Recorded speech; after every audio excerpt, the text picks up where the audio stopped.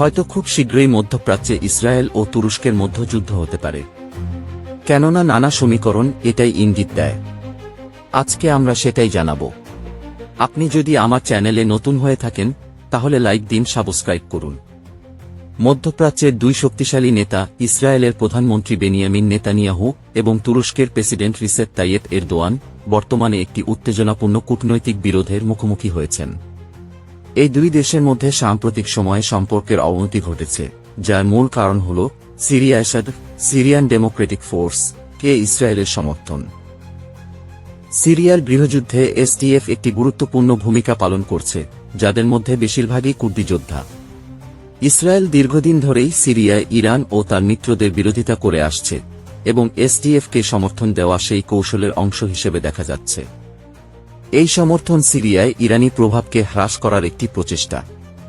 তবে তুরস্ক, যারা কুর্দি সশস্ত্র গোষ্ঠীগুলোর বিরুদ্ধে সামরিক অভিযান পরিচালনা করে আসছে, এই সমর্থনকে তাদের নিরাপত্তার জন্য বিপজ্জনক বলে মনে করছে।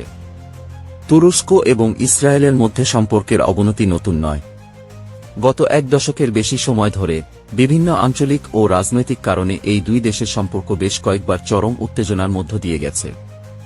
গাজা ইস্যু, ফিলিস্তিনি জনগণের অধিকার এবং তুরস্কের মুসলিম বিশ্বের নেতৃত্বে উচ্চাভিলাষ এই উত্তেজনাকে তীব্র করেছে।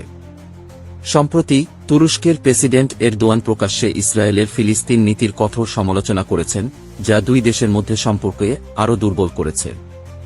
নভেম্বর 2024-এ আন্তর্জাতিক অপরাধ আদালত আইসিসি ইসরায়েলের প্রধানমন্ত্রী বেনিয়ামিন নেতানিয়াহু এবং তার সাবেক প্রতিরক্ষামন্ত্রী ইয়োয়াব গালান্টের বিরুদ্ধে গ্রেপ্তারি পরোয়ানা জারি করে।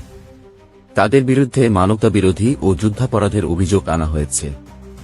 তুরস্ক এই পদক্ষেপকে স্বাগত জানিয়েছে এবং নেতানিয়াহুকে হিটলারের ভাগ্য বরণ করতে হবে বলে মন্তব্য করেছে।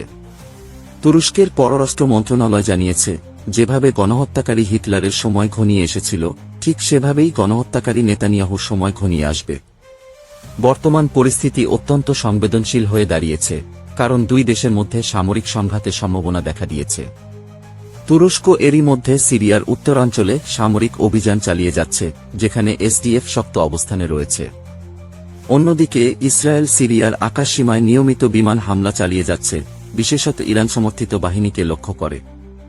যদি দুই দেশ সরাসরি সংঘাতে জড়িয়ে পড়ে, তবে এটি শুধু তাদের সম্পর্কের মধ্যেই সীমাবদ্ধ নয়, বরং পুরো মধ্যপ্রাচ্যের স্থিতিশীলতাকে চ্যালেঞ্জের মুখে ফেলতে পারে।